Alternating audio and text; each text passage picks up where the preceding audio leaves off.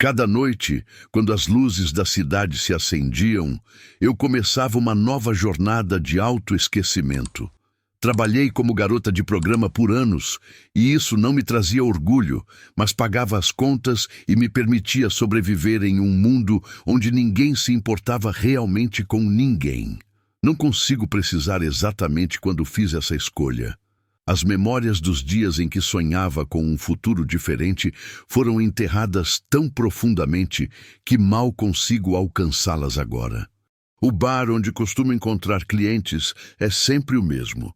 Um estabelecimento discreto com luzes baixas e música ambiente que abafa conversas indesejadas. Desenvolvi um talento especial ao longo dos anos. Consigo ler os homens como livros abertos.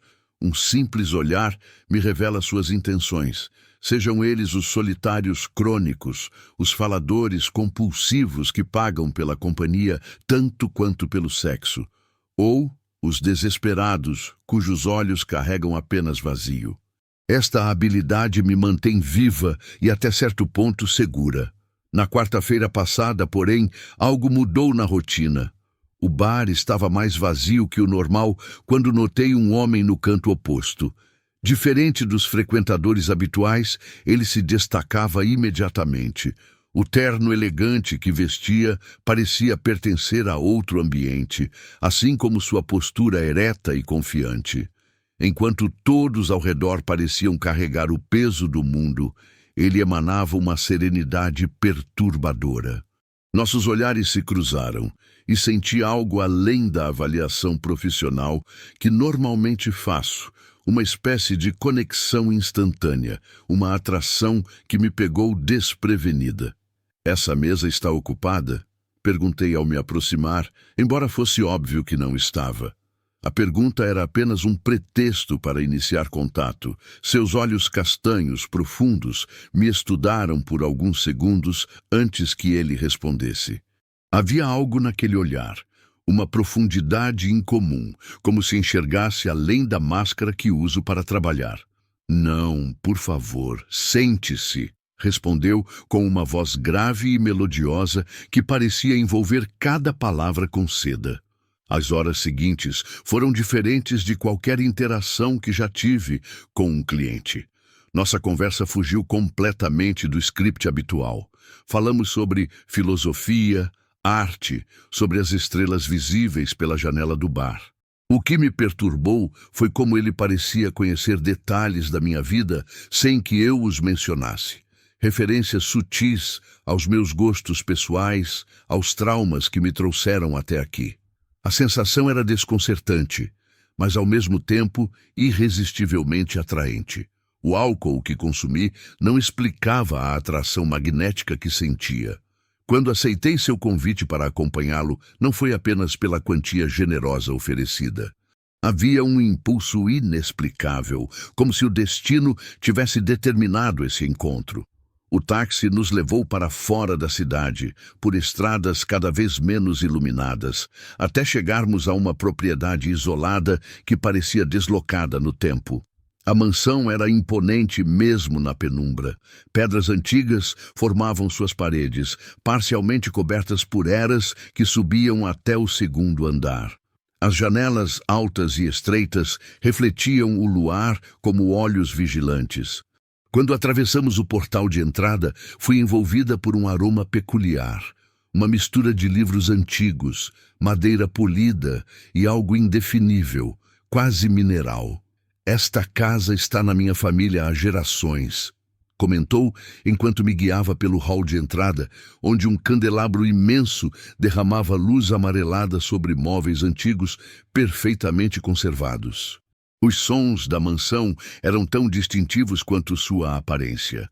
O assoalho que rangia sob nossos passos, o tic-tac distante de um relógio de pêndulo e, ocasionalmente, o gemido das estruturas antigas se acomodando. Tudo contribuía para uma atmosfera que oscilava entre o romântico e o inquietante. As horas que passamos em seu quarto foram intensas e estranhas. Seu corpo emanava um calor incomum, quase febril, enquanto sua pele tinha uma textura impossível de descrever. Não exatamente macia, mas perfeita demais, sem as imperfeições naturais que todos temos. O sexo com ele foi como nada que já experimentei. Cada toque parecia alcançar além da carne, como se ele pudesse tocar algo mais profundo em mim. Adormeci brevemente, mas despertei antes do amanhecer com uma sensação de desconforto crescente. O quarto estava vazio. Vesti-me rapidamente, tomada por uma curiosidade que superava o bom senso profissional.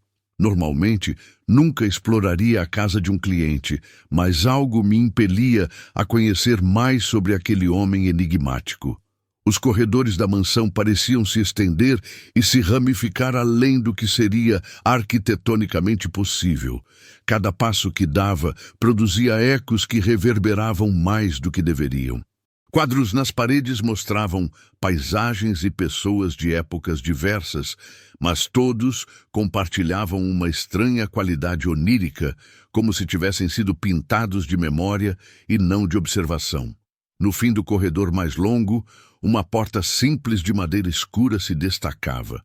Diferente das outras, ornamentadas e imponentes, esta era quase discreta, como se quisesse passar despercebida. Minha mão hesitou na maçaneta, enquanto uma vozinha interior gritava para que eu recuasse. Ignorei o aviso e empurrei a porta. O cheiro foi a primeira coisa que me atingiu, um odor sufocante de flores mortas e tinta a óleo. Quando meus olhos se ajustaram à penumbra, o horror da cena se revelou gradualmente. Dezenas de retratos cobriam as paredes, do chão ao teto, todos de mulheres. Aproximei-me do mais próximo e meu sangue congelou. A mulher retratada tinha traços semelhantes aos meus. Olhei para outro e percebi o padrão terrível. Todas compartilhavam alguma característica comigo. O formato dos olhos, a curva do maxilar, o desenho dos lábios, e todas exibiam uma expressão de terror profundo, como se tivessem sido pintadas no momento de perceber algo horrível. No centro da sala, sobre um pedestal, repousava um espelho antigo com moldura de prata escurecida. Relutante, mas incapaz de resistir, posicionei-me diante dele. A imagem refletida me deixou sem ar. Era eu, mas não completamente. Meu reflexo parecia translúcido, como se parte de mim já tivesse sido drenada para algum lugar.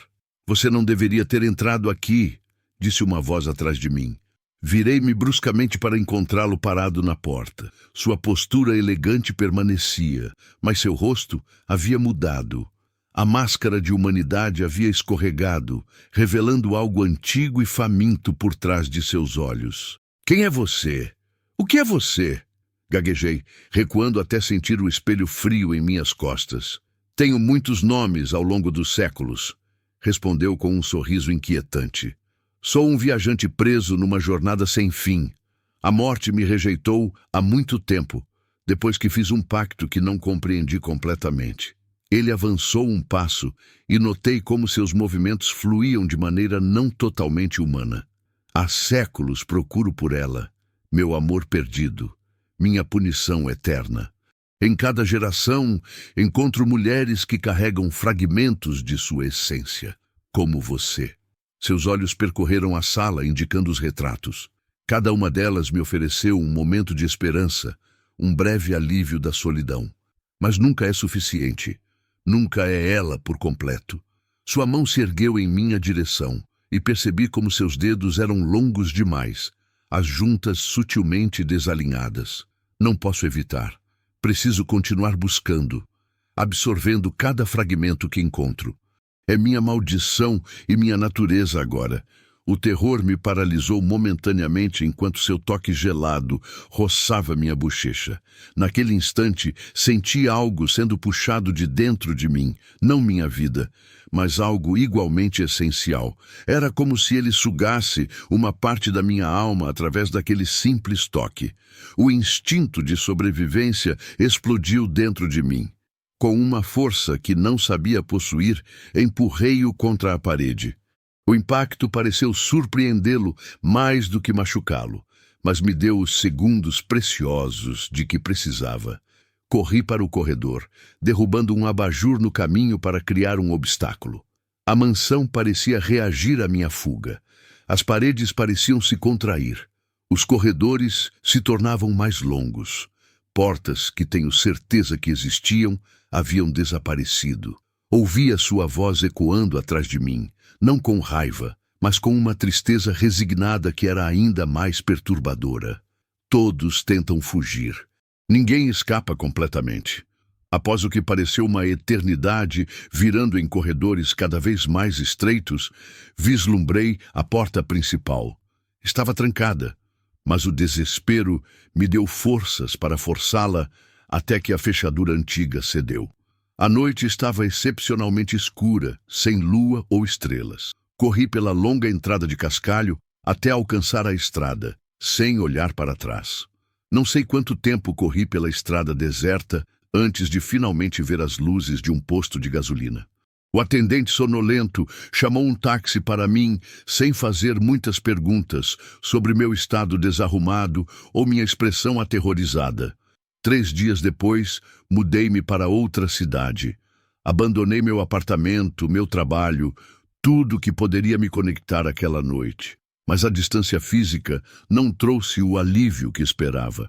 À noite, quando fecho os olhos, ainda vejo aquela sala de retratos. Às vezes, acordo sufocada pela sensação de que meu reflexo no espelho está cada vez mais transparente. Em momentos de lucidez, pergunto-me se realmente escapei ou se ele simplesmente me deixou ir, sabendo que parte de mim permaneceu naquele espelho, naquela sala, para sempre. Questiono quantas outras mulheres já passaram por isso e quantas ainda passarão. A pior parte é a sensação de incompletude que me acompanha, como se um pedaço essencial de mim tivesse ficado para trás. Um vazio que nada parece preencher. Os médicos não encontraram nada de errado comigo, mas sei que não estou mais inteira. E nas noites especialmente silenciosas, posso jurar que ouço passos no corredor do meu novo apartamento, sinto o cheiro daquela mansão antiga e entrevejo, no canto dos olhos, uma figura elegante, observando pacientemente, esperando o momento certo para reclamar o restante do que lhe pertence. Porque agora compreendo a verdadeira natureza da sua maldição. Não é apenas sua imortalidade ou sua busca eterna. É a paciência infinita de quem tem toda a eternidade para esperar por suas presas. Não importa onde eu vá, uma parte dele e uma parte de mim nos mantém conectados através do tempo e do espaço. Algum dia, nossos caminhos se cruzarão novamente, e temo que, desta vez, não haverá escapatória.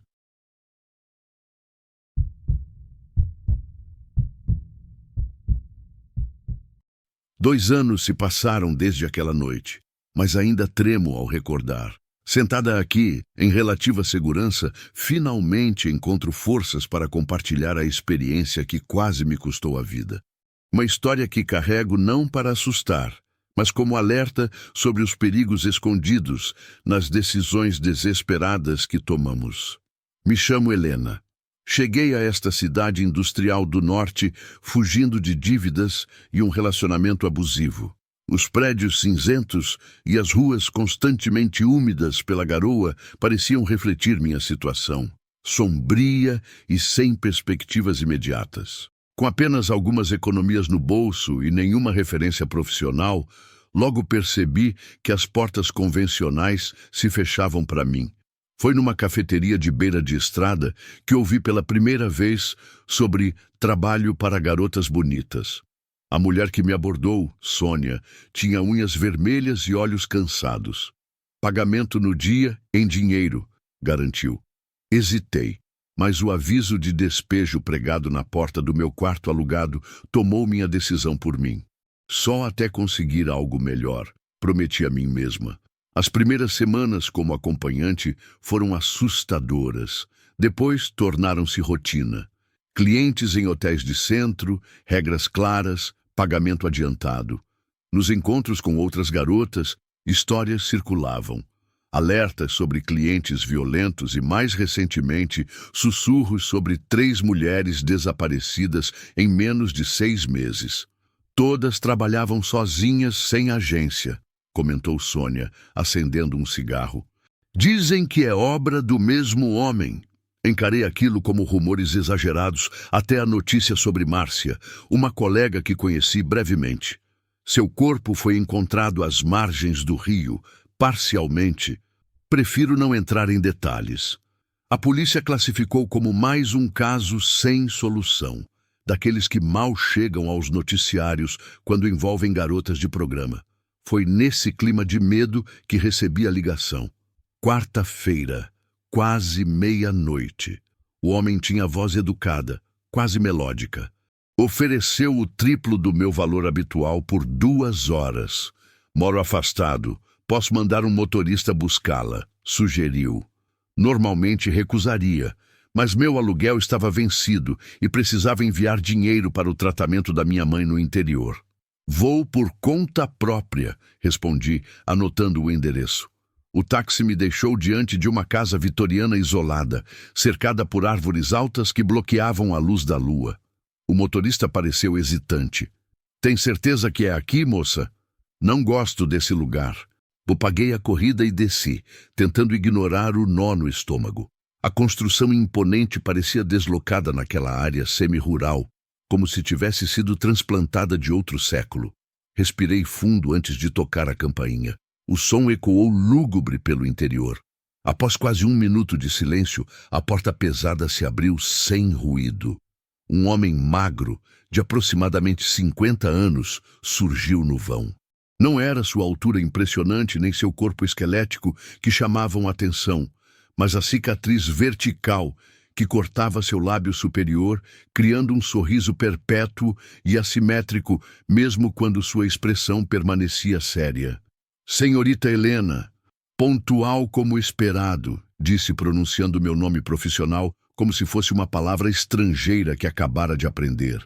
Marcos Ramírez, ao seu dispor. Seus modos eram impecáveis, sua dicção perfeita demais, como um ator interpretando um papel. Vestia um suéter de gola alta fora de época que ocultava seu pescoço completamente. O interior da casa era um labirinto de antiguidades. Tapetes persas desgastados cobriam o assoalho escuro. Relógios antigos marcavam horas diferentes, criando um tic-tac desincronizado perturbador. Perdoe a escuridão, comentou ao me guiar por um corredor estreito. Tenho sensibilidade à luz. Na sala de estar, ofereceu-me vinho em uma taça de cristal lapidado. A bebida tinha cor estranha, mais densa que o normal. Fingi beber enquanto observava o ambiente. As paredes estavam cobertas não apenas por quadros, como havia notado inicialmente, mas por fotografias emolduradas de mulheres. Todas em preto e branco, todas com o mesmo olhar vazio, como se algo tivesse sido roubado delas no momento do clique. Marcos percebeu meu interesse. Você aprecia fotografia?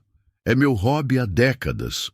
Aproximou-se com movimentos estudados, como se cada passo fosse calculado. Essas são minhas musas. Cada uma delas contribuiu para a minha coleção particular. A maneira como pronunciou coleção enviou um arrepio pela minha espinha. Tentei manter a conversa casual, mas ele desviava para assuntos bizarros, técnicas de preservação de tecidos, a fragilidade da pele humana exposta a diferentes produtos químicos. Suas mãos pálidas tamborilavam no braço da poltrona com ritmo metódico enquanto falava, nunca quebrando o padrão. Gosto de conhecer melhor minhas convidadas antes de iniciarmos, disse, checando um relógio de bolso antigo. Tenho algo especial para lhe mostrar, algo que reservo apenas para mulheres excepcionais.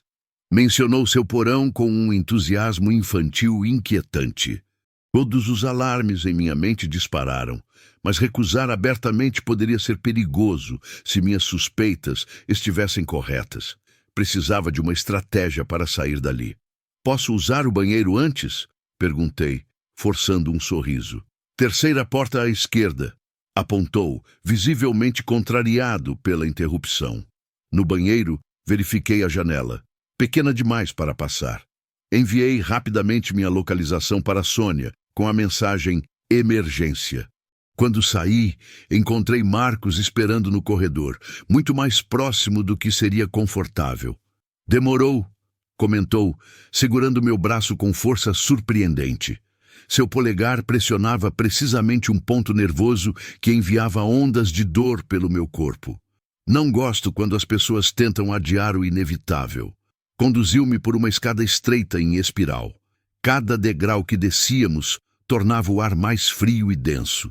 O porão era iluminado por luzes fluorescentes clinicamente brancas, uma ruptura completa com a atmosfera antiga do resto da casa. Era um espaço meticulosamente organizado, com paredes revestidas de azulejos brancos e mesas de aço inoxidável. Parecia um laboratório ou sala cirúrgica improvisada. Em vitrines de vidro temperado, organizadas por tamanho, estavam expostos objetos que meu cérebro se recusou inicialmente a processar, partes humanas preservadas em líquido transparente. Um inventário de horror meticulosamente catalogado e etiquetado com datas e nomes. Em uma mesa central, ferramentas cirúrgicas estavam dispostas em ordem de tamanho ao lado de produtos químicos em frascos âmbar. 15 anos desenvolvendo minha técnica, explicou com orgulho clínico, colocando luvas de látex com precisão ritual. A maioria dos taxidermistas falha na preservação da textura original. É preciso começar com o sujeito ainda vivo para melhores resultados. Meus joelhos fraquejaram quando entendi completamente minha situação. Marcos se aproximou de uma geladeira industrial e retirou uma seringa já preparada. Os músculos faciais são fascinantes, os primeiros que trabalho. Tentarei preservá-la. Naquele momento, a adrenalina substituiu o terror. Quando ele se aproximou, fiz algo inesperado.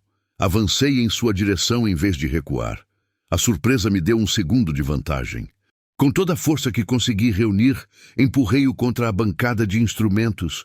Marcos cambaleou, derrubando frascos que se quebraram, liberando líquidos que reagiram entre si, formando uma fumaça densa. Aproveitei a confusão para correr para a escada. Seus passos e uma série de palavrões ecoavam atrás de mim enquanto subia os degraus de 3 em 3. Atravessei a casa em disparada, derrubando móveis para bloquear o caminho. A porta da frente estava trancada com um sistema que exigia senha. Sem alternativa, arremessei uma cadeira contra a janela da sala. O vidro se estilhaçou e, ignorando os cortes nas mãos, saltei para o jardim. Corri pela estrada deserta durante o que pareceram horas, até encontrar uma lanchonete à beira da estrada. O atendente, vendo meu estado, chamou a polícia imediatamente. Quando as viaturas chegaram à casa de Marcos, encontraram apenas um incêndio consumindo o local. O porão havia sido o epicentro. Mais tarde soube que certos produtos químicos utilizados em preservação são altamente inflamáveis. Os policiais me trataram com desconfiança inicial, sugerindo que eu poderia ter iniciado o fogo. Não encontramos nenhum corpo nem evidências dessas coleções, informou o investigador Morales com um tom que deixava clara sua descrença. Foi apenas semanas depois, quando as chamas revelaram uma câmara selada sob o porão, contendo restos humanos, que meu relato foi validado. Identificaram 7 vítimas, incluindo as 3 mulheres desaparecidas. De Marcos Ramírez, no entanto, não encontraram vestígios. Hoje, trabalho numa livraria durante o dia e frequento a faculdade à noite. O tratamento psicológico ajuda com os pesadelos, mas não apaga a sensação constante de estar sendo observada. A cicatriz em minha mão, resultado dos cortes da fuga, serve como lembrete diário da fragilidade da vida. Compartilho esta história não para causar arrepios, mas porque sei que Marcos Ramírez não morreu naquele incêndio. Homens como ele são meticulosos, pacientes e sempre têm um plano de fuga. Em algum lugar, ele recomeçou sua coleção, talvez com outro nome, outra cicatriz, outra casa. Se algum dia alguém lhe oferecer dinheiro fácil para um encontro em local isolado, lembre-se, Algumas decisões não oferecem segunda chance. Confie em seus instintos. Aquele desconforto inexplicável pode ser a única voz tentando salvar sua vida. Eu tive sorte. A próxima pessoa pode não ter. E se você notar um homem com uma cicatriz vertical no lábio superior, observando mulheres com interesse clínico, por favor, contate as autoridades. Não tente ser herói.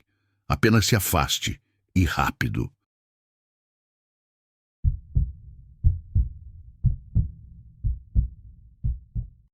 Nunca acreditei que minha vida estaria por um fio por causa de alguém que nem mesmo conhecia. Aquela faca apontada para meu rosto mudou tudo em questão de segundos. Esta não é uma história de vitimização, mas de como um encontro profissional se transformou em pesadelo quando me vi presa entre o desespero de um homem fraco e a fúria calculada de uma mulher obcecada. Trabalhar como acompanhante nunca foi meu plano de vida. Aos 20 anos, após perder meu emprego na lanchonete e enfrentar 3 meses de aluguel atrasado, aceitei o que parecia uma solução temporária. Minha vizinha Silvia, que trabalhava na área há anos, garantiu que eu controlaria tudo. Quem ver, quando parar, quanto cobrar. Apenas até você se reerguer, ela disse.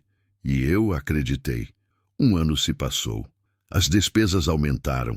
As oportunidades em outros campos diminuíram. Desenvolvi mecanismos de proteção, aprender a ler sinais de perigo nos clientes, manter um spray de pimenta escondido, sempre informar a um contato de confiança onde estaria. Minha intuição raramente falhava. Até aquela quarta-feira chuvosa de março. Pedro, meu agenciador, ligou quando eu estava preparando um jantar simples em meu pequeno apartamento.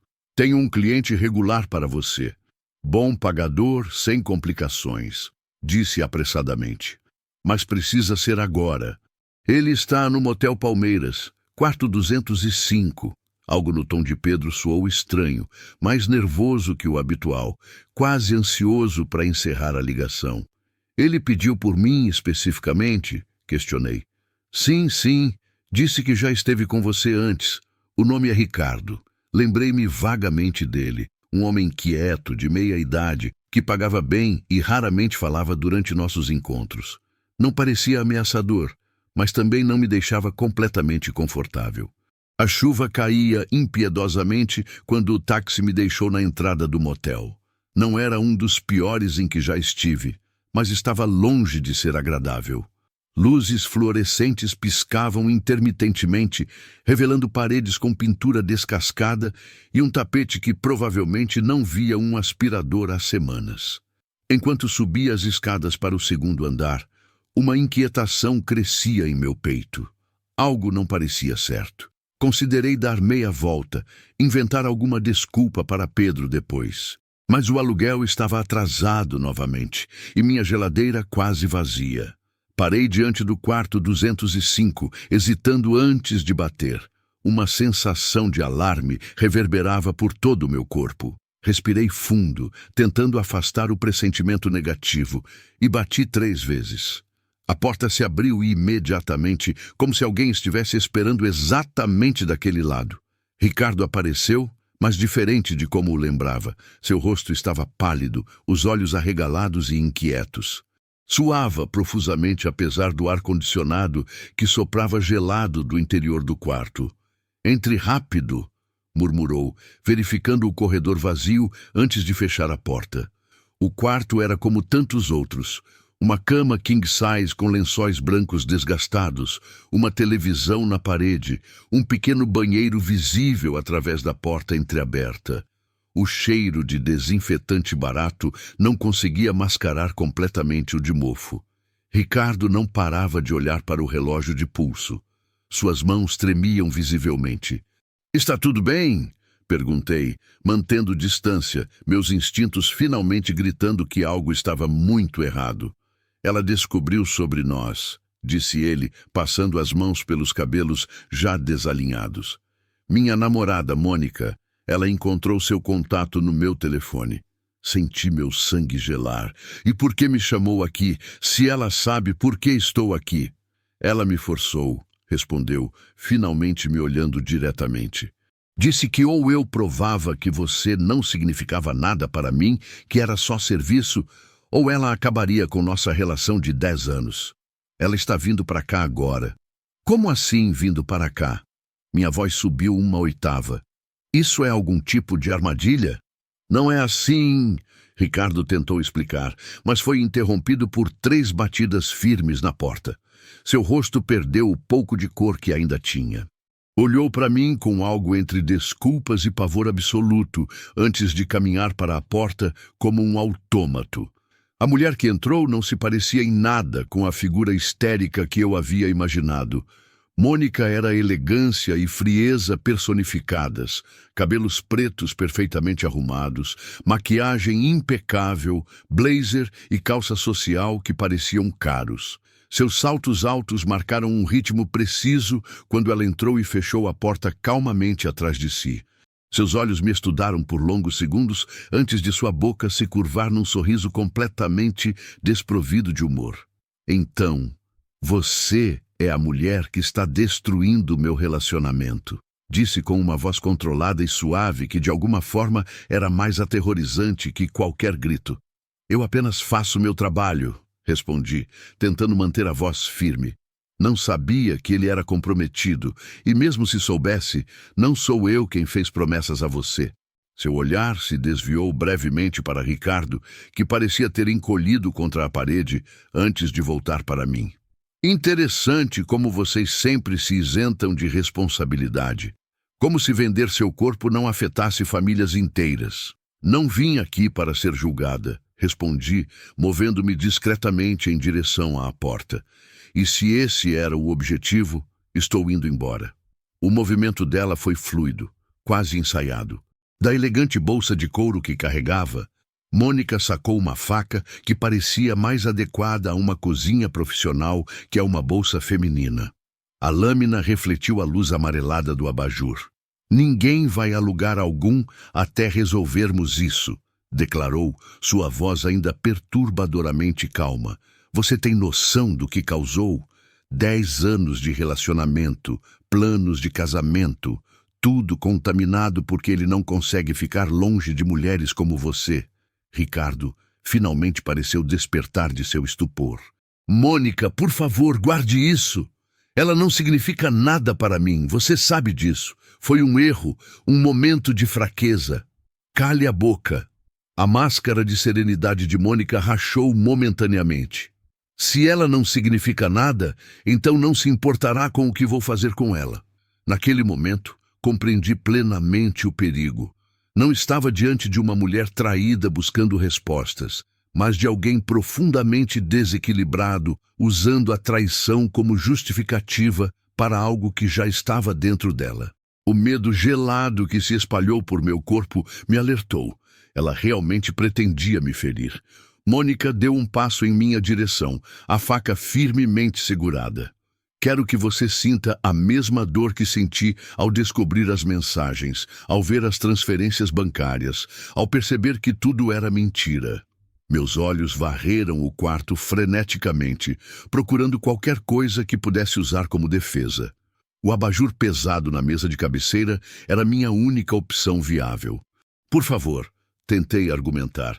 Isso só vai piorar tudo para vocês dois. Isso é crime. Você pode ir para a cadeia. Ela riu, um som desprovido de alegria. Como se alguém acreditasse em uma prostituta contra uma advogada respeitada. Como se alguém se importasse. Quando ela avançou mais um passo, Ricardo finalmente tentou intervir, segurando seu braço. Chega, Mônica, você está louca. Aquela distração de segundos foi tudo o que precisei. Lancei-me em direção à mesa de cabeceira, agarrando o abajur e arrancando-o da tomada em um movimento só. Sem pensar 2 vezes, arremessei-o contra ela com toda a força que consegui reunir. O objeto atingiu seu ombro e lado do rosto, desequilibrando-a. A faca caiu no carpete com um baque surdo. Ricardo gritou algo ininteligível enquanto Mônica cambaleava, mais surpresa do que ferida. Não esperei para ver o que aconteceria a seguir.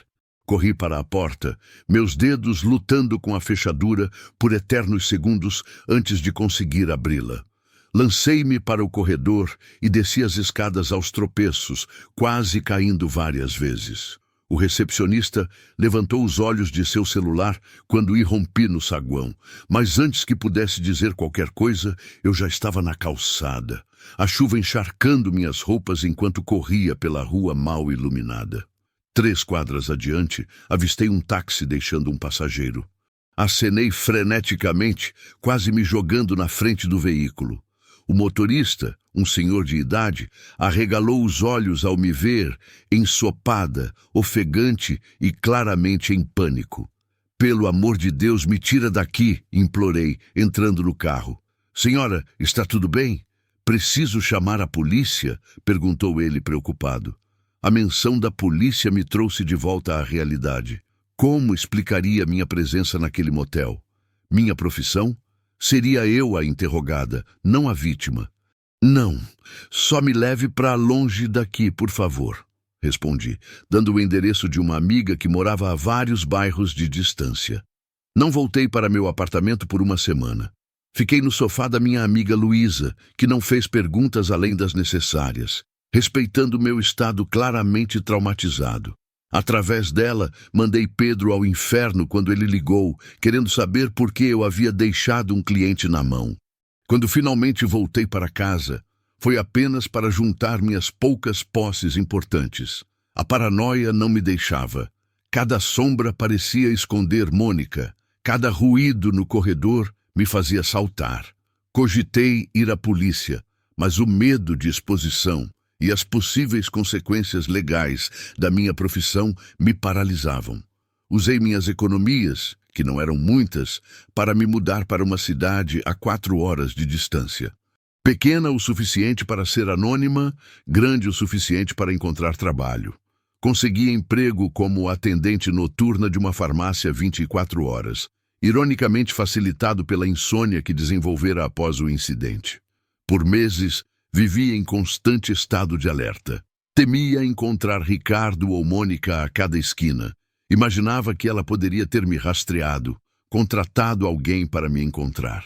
O trauma manifestava-se em pesadelos vívidos, onde eu não conseguia fugir a tempo, onde a faca encontrava seu destino em minha carne.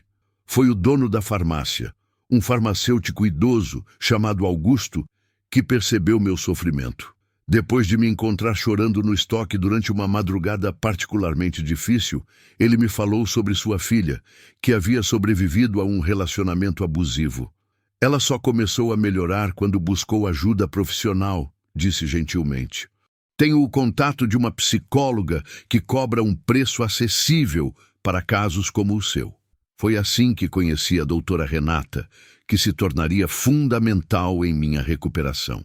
Nas sessões semanais, comecei a processar não apenas o trauma daquela noite, mas toda a trajetória que me levou até ali, as escolhas, as circunstâncias, os padrões que me colocaram em situação de vulnerabilidade. "O que aconteceu não foi culpa sua", ela repetia nas primeiras sessões, quando eu ainda assumia responsabilidade pelo ocorrido. "Você estava trabalhando. Eles armaram uma situação perigosa, potencialmente letal. A violência nunca é justificável." Com o tempo e muito trabalho interno, comecei a recuperar pequenos fragmentos de segurança. Aprendi técnicas para lidar com os ataques de pânico, estratégias para dormir melhor, formas de reconhecer quando estava entrando em espiral de pensamentos negativos. 1 ano após o incidente, matriculei-me em um curso técnico de farmácia, incentivada por Augusto, que viu potencial em minha dedicação ao trabalho. Comecei a construir uma nova identidade profissional, passo a passo, dia após dia. Não posso dizer que estou completamente recuperada. Ainda tenho noites ruins. Ainda me pego analisando rostos nas multidões, procurando por ela. Mas não vivo mais exclusivamente no medo. Aprendi que sobreviver não é apenas escapar no momento do perigo, é reconstruir-se depois, juntar os cacos e formar algo novo. Talvez não perfeito, mas seu. Aprendi que cada pequena vitória conta, uma noite completa de sono, Uma caminhada sem olhar constantemente por cima do ombro, a capacidade de confiar novamente, mesmo que em doses pequenas e cuidadosamente medidas. Às vezes me pergunto o que aconteceu com eles após minha fuga. Terá Ricardo encontrado coragem para deixar aquele relacionamento tóxico? Ou terá Mônica transferido sua raiva para outra pessoa, outro bode expiatório conveniente para os problemas do seu relacionamento? Nunca saberei. E talvez seja melhor assim. O que sei é que relacionamentos obsessivos criam monstros onde antes havia pessoas comuns, que o amor, quando se transforma em possessão, pode levar qualquer um a limites inimagináveis. E que, por mais difícil que seja reconhecer, às vezes a maior vitória possível é simplesmente sobreviver para contar a história. A cicatriz emocional permanece, mas hoje, finalmente, consigo ver além dela. A mulher no espelho não é mais apenas uma vítima, é uma sobrevivente aprendendo a viver novamente.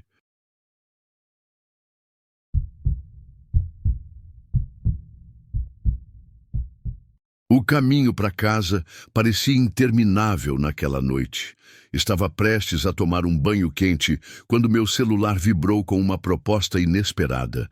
Uma voz masculina oferecia uma quantia generosa por meus serviços em uma clínica.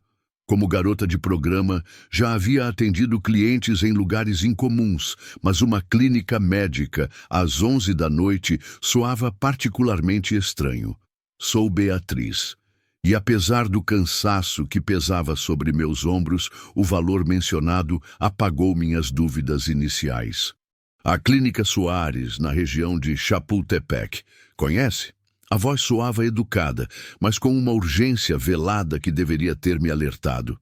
Concordei, anotando o endereço que já tinha ouvido mencionar em Guadalajara.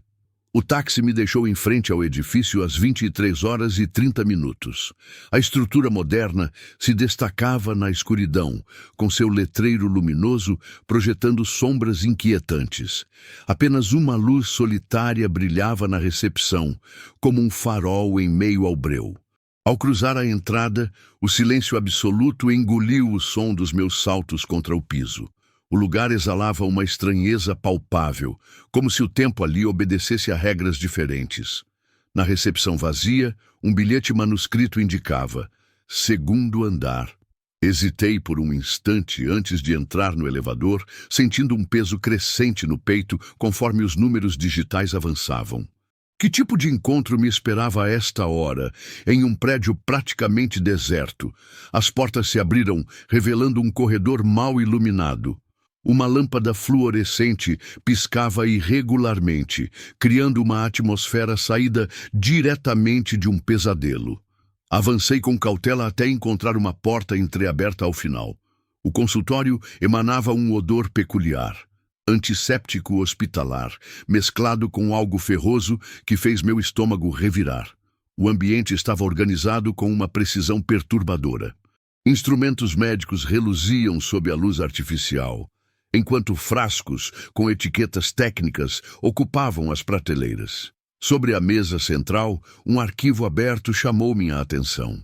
Não costumo bisbilhotar, mas algo naquelas páginas me atraiu como um ímã.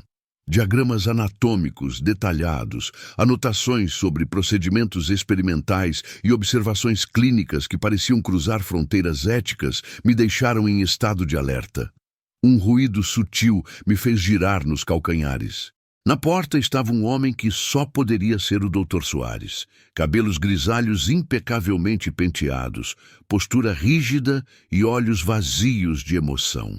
Seu sorriso não passava de um movimento mecânico dos lábios. Notei as luvas cirúrgicas em suas mãos e um calafrio percorreu minha espinha. "Por aqui, por favor", disse com uma voz suave que contrastava com sua presença intimidadora. Minha mente gritava para que eu fugisse, mas meu corpo seguiu seus passos como se estivesse sob algum tipo de encantamento mórbido. Seguimos por um corredor estreito até uma porta metálica. "Área restrita", anunciava a placa. O clique da fechadura soou como uma sentença final. Ao entrar, a verdade me atingiu com a força de um trem. Aquilo não era um encontro, era uma armadilha. A sala ampla abrigava equipamentos médicos avançados, mas seu propósito claramente não era terapêutico. As paredes estavam forradas com prateleiras contendo dezenas de recipientes onde flutuavam o que pareciam ser órgãos e tecidos humanos. No centro, como um altar macabro, uma maca hospitalar aguardava com correias de contenção. O doutor começou a falar sobre avanços científicos e contribuições para a medicina, mas suas palavras soavam distantes enquanto o terror crescia dentro de mim. Com movimentos precisos, ele preparava instrumentos cirúrgicos numa bandeja de aço. Quando apontou para a maca, indicando que eu deveria me deitar, meu corpo finalmente reagiu. Dei um passo para trás, mas tarde demais.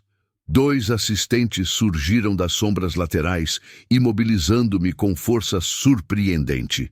Meus gritos ecoaram pelas paredes sem resposta enquanto me arrastavam para a maca. Apesar da resistência desesperada, logo me vi presa pelas correias nos pulsos, tornozelos e tórax. O Dr. Soares se aproximou, segurando uma seringa preenchida com líquido transparente. "Isto tornará tudo mais fácil", murmurou antes de injetar a substância em meu braço. Em segundos, uma paralisia terrível tomou conta do meu corpo. Meus músculos relaxaram contra minha vontade, mas minha consciência permaneceu dolorosamente intacta. Uma prisioneira dentro da própria carne. Durante as 3 horas seguintes, fui submetida a horrores indescritíveis. O médico e seus assistentes realizaram incisões, extrações e manipulações com uma frieza científica que transformava meu corpo em mero objeto de estudo. A dor transcendia qualquer limite imaginável, enquanto meus nervos, ainda sensíveis, registravam cada violação. Meu corpo, incapacitado pela droga, apenas respondia com tremores sutis.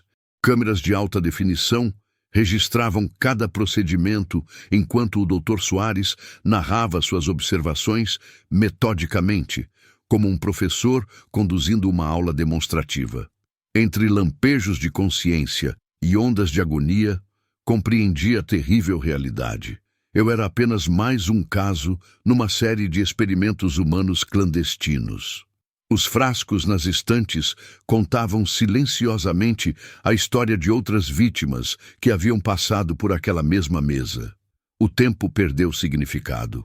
O zumbido constante dos equipamentos médicos e o brilho frio das luzes cirúrgicas se fundiam com o ritmo acelerado do meu coração.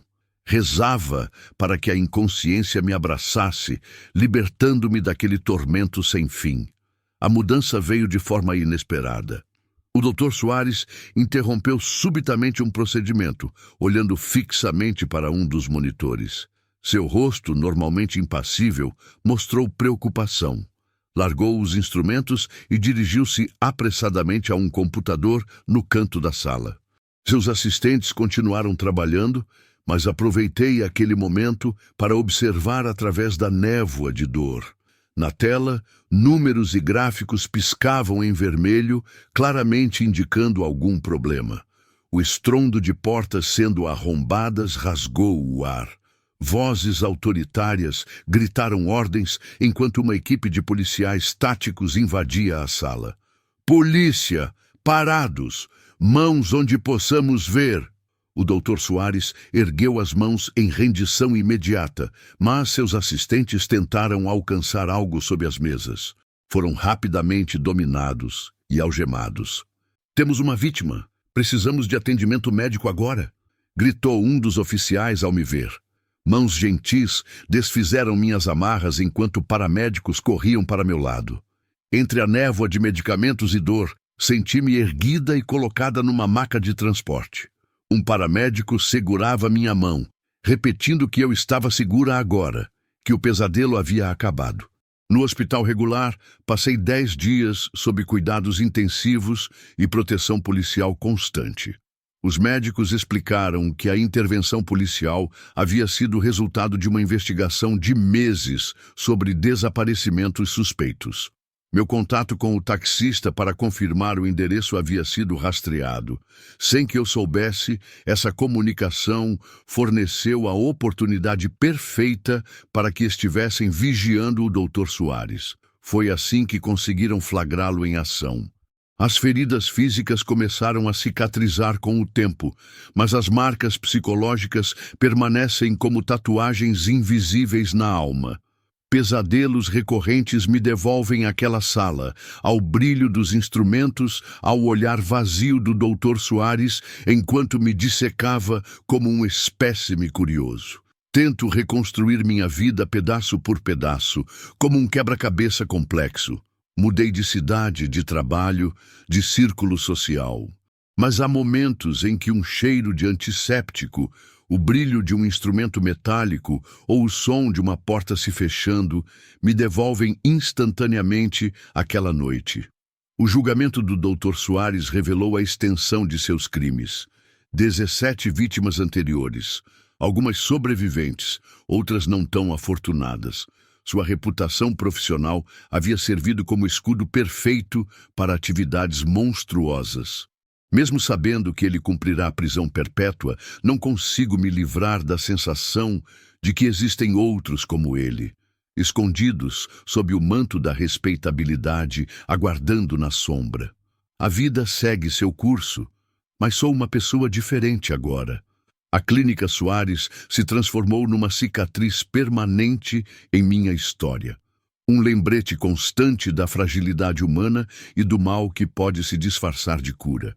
Sobrevivi para contar esta história, mas parte de mim ficou para sempre naquela sala de experimentos, junto com a inocência que um dia tive sobre o mundo e suas sombras.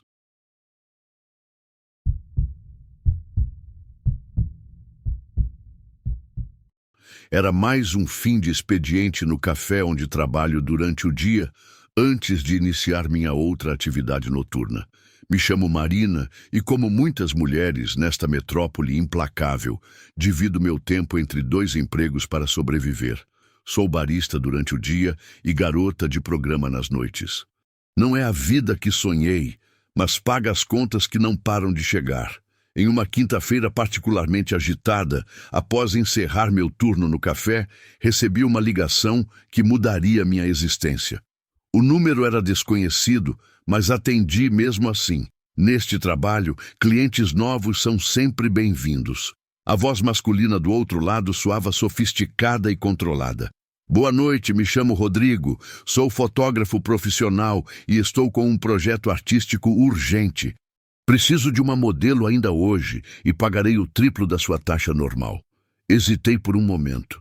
Geralmente evito encontros com desconhecidos fora dos ambientes que conheço, mas a oferta era tentadora demais para uma semana em que mal conseguiria pagar o aluguel. Após questionar detalhes sobre o trabalho e confirmar o endereço em uma área central que conhecia bem, acabei aceitando. O táxi me deixou em frente a um edifício que contrastava com os arranha-céus modernos ao redor.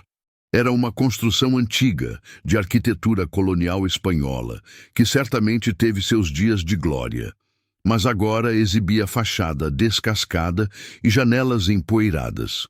Na entrada, uma placa discreta indicava diversos escritórios e ateliês de artistas que ocupavam os andares superiores. Enquanto subia pela escadaria estreita de madeira que rangia a cada passo, um cheiro forte de incenso e produtos químicos fotográficos pairava no ar. No terceiro andar, parei diante de uma porta com uma pequena placa. Estúdio Luz e Sombra. Bati levemente e, segundos depois, a porta se abriu. O homem que me recebeu parecia ter cerca de 40 anos. Alto, com cabelos grisalhos nas têmporas e olhos verdes excepcionalmente penetrantes, vestia-se todo de preto, com um lenço vermelho ao redor do pescoço. Uma aparência que oscilava entre artista boêmio e professor universitário. Marina, pontual, gosto disso. Entre, por favor, disse Rodrigo, abrindo mais a porta. O estúdio era um loft espaçoso com janelas altas cobertas por cortinas pesadas. Equipamentos fotográficos de última geração dividiam espaço com antiguidades. Uma poltrona vitoriana, estantes com livros desgastados e nas paredes fotografias impressionantes em grande formato, principalmente retratos em preto e branco que captavam expressões humanas em momentos de vulnerabilidade extrema. Aceita um pouco de vinho enquanto explico o conceito do projeto? Ofereceu, já servindo 2 taças sem esperar minha resposta. Estou trabalhando em uma série sobre dualidade humana. Luz e sombra, o visível e o oculto. Aceitei a taça e observei o ambiente enquanto ele continuava sua explicação. Havia algo nos retratos que me inquietava profundamente. Cada pessoa fotografada exibia um olhar que parecia simultaneamente vazio e intenso, como se algo tivesse sido extraído delas no momento do clique. Seu rosto tem exatamente o que procuro, continuou Rodrigo, analisando minhas feições com um olhar clínico. Uma inocência perdida, mas ainda presente em algum nível. A sessão começou de forma convencional. Rodrigo me orientava com profissionalismo, pedindo expressões específicas enquanto ajustava luzes e sombras.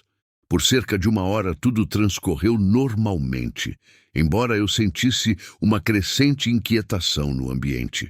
Era como se as paredes do estúdio pulsassem levemente, ou talvez fosse apenas o vinho afetando minha percepção.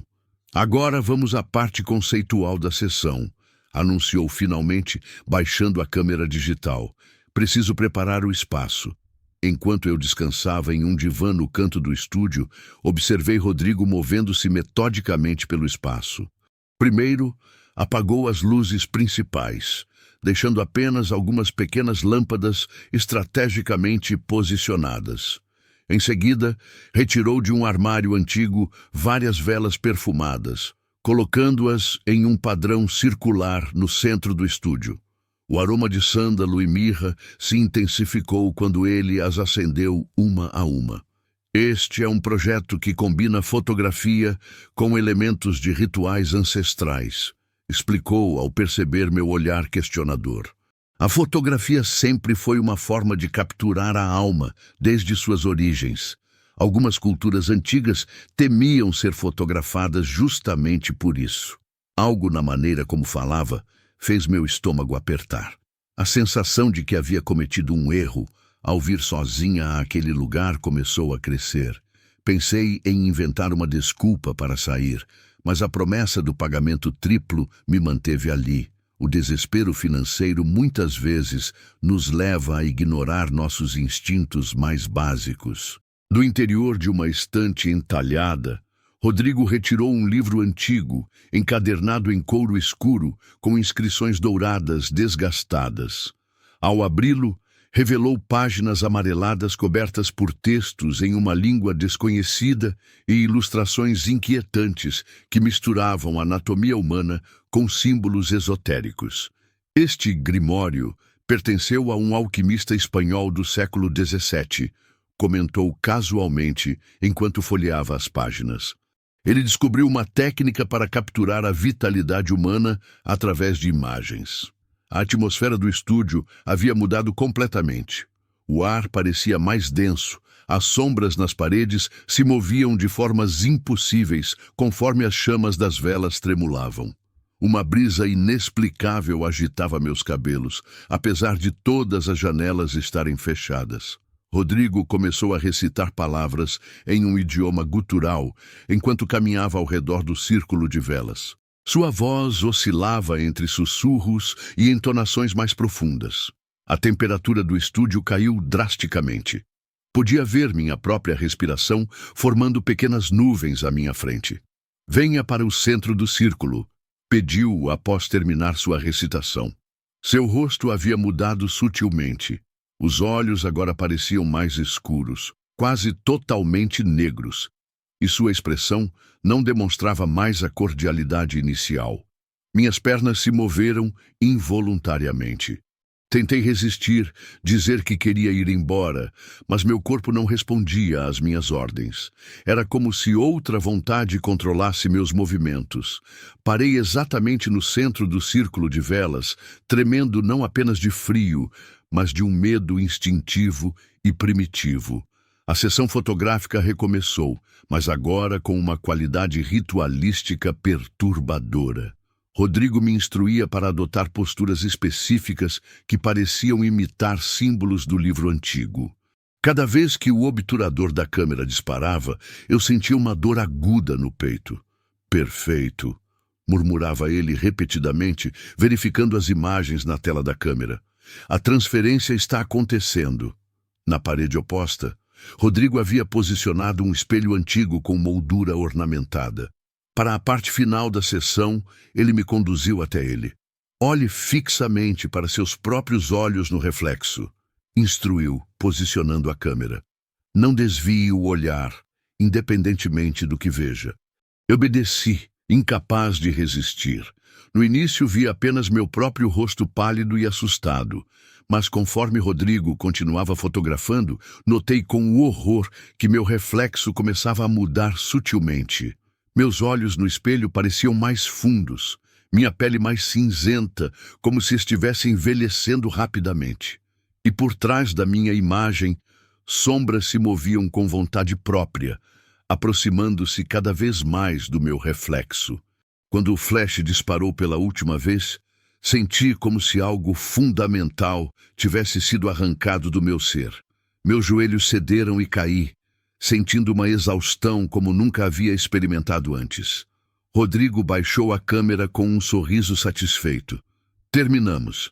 Foi uma sessão excepcional, disse ele, voltando ao tom profissional e cordial do início. Colocou um envelope com dinheiro na mesa próxima. Pode se vestir e descansar um pouco antes de sair, se preferir. Com dificuldade, levantei-me e peguei minhas coisas. Meu corpo inteiro doía e uma sensação de vazio me consumia por dentro. Peguei o envelope e saí sem dizer uma palavra, descendo as escadas em um estado de choque e confusão. Na rua, o ar fresco da noite me atingiu como um tapa, mas não conseguiu dissipar a névoa mental que me envolvia. Naquela noite, dormi um sono agitado e superficial.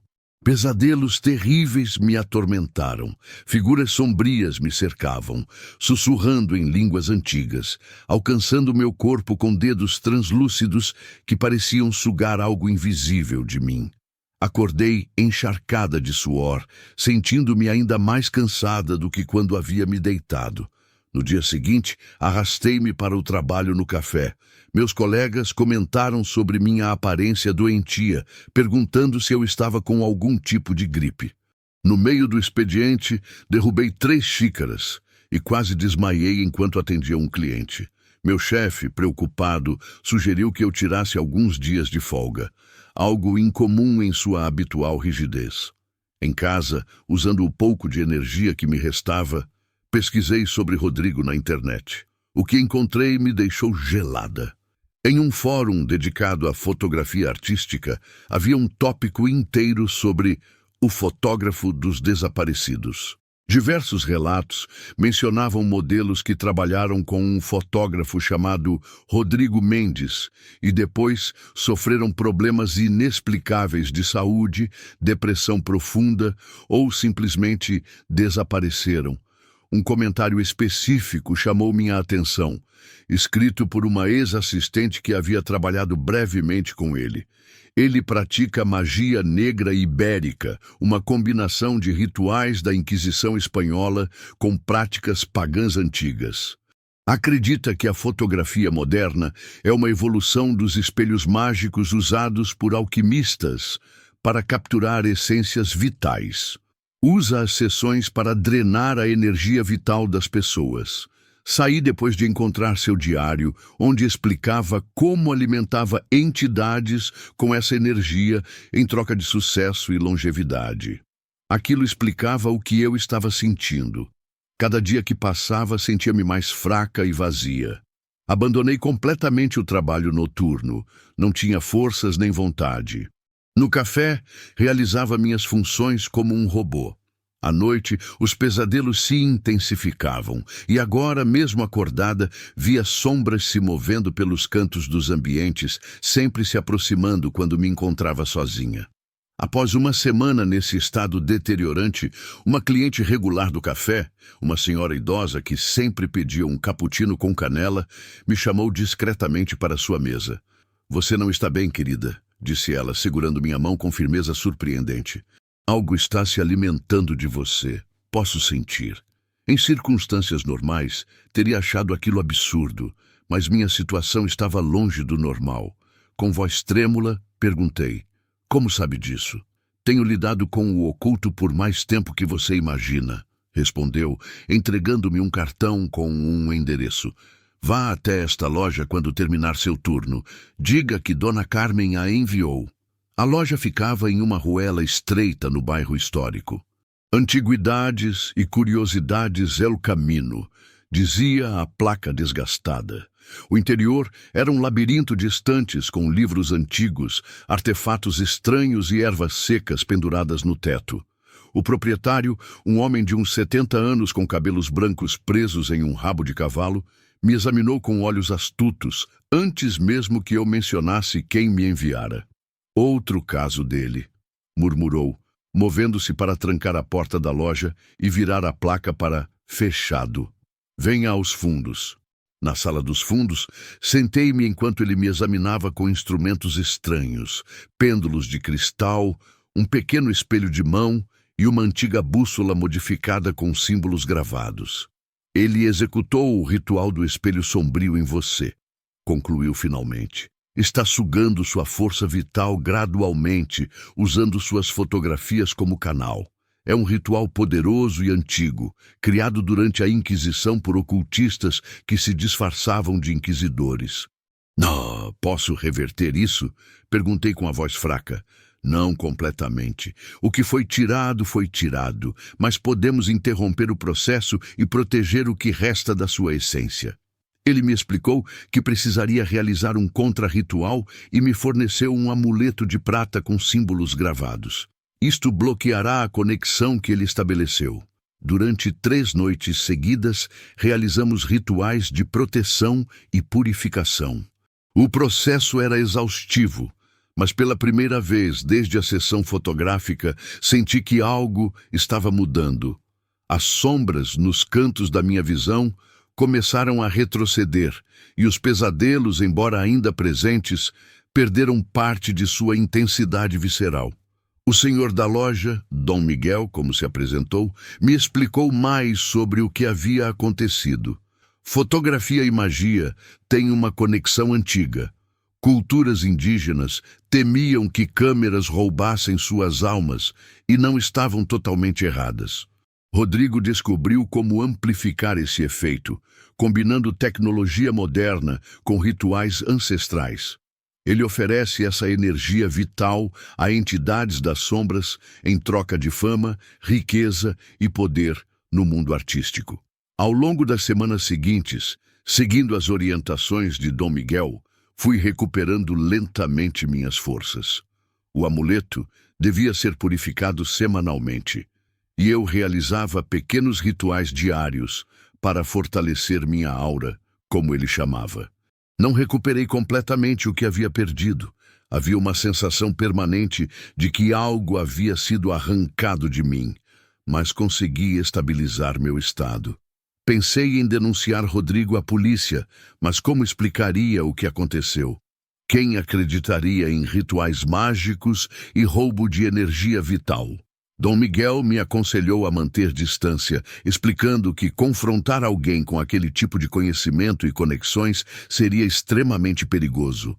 3 meses depois, enquanto folheava uma revista de artes na cafeteria onde trabalhava, encontrei uma matéria sobre Rodrigo. Havia se tornado o fotógrafo do momento, com exposições internacionais e clientes famosos disputando seus serviços. As fotos exibidas na matéria tinham aquela mesma qualidade inquietante que notei em seu estúdio. Cada retratado parecia ter um olhar vazio e ao mesmo tempo intenso, como janelas para um abismo interior. Abandonei completamente minha vida anterior. Encontrei um novo emprego em uma pequena livraria, especializada em literatura hispânica, onde o ambiente tranquilo e as pessoas gentis me ajudaram a reconstruir uma sensação de normalidade. Continuei apenas com o trabalho diurno, abandonando definitivamente as atividades noturnas que me haviam levado ao estúdio de Rodrigo. Ocasionalmente, ainda sinto a presença daquelas sombras. Em noites particularmente escuras, percebo movimentos nos cantos dos cômodos, como se algo ainda me observasse, esperando pacientemente por um momento de vulnerabilidade. O amuleto de Dom Miguel aquece levemente quando isso acontece, afastando o que quer que esteja lá. Toda vez que passo perto daquele edifício antigo no centro da cidade, sinto um arrepio familiar e um puxão no estômago, como se algo ali ainda estivesse conectado a uma parte perdida de mim. Nunca mais tirei fotografias ou permiti ser fotografada. As câmeras agora me causam um desconforto instintivo e profundo. Sei demais sobre o que podem capturar além da luz e das sombras visíveis. Carrego comigo essa experiência como um lembrete constante dos perigos ocultos que existem nas sombras do mundo. A sessão fotográfica com Rodrigo deixou cicatrizes invisíveis, mas também me deu uma compreensão mais profunda da realidade. Por trás do véu do cotidiano, existe todo um universo de forças antigas e perigosas, e às vezes basta um flash de luz para abrir portas que deveriam permanecer fechadas.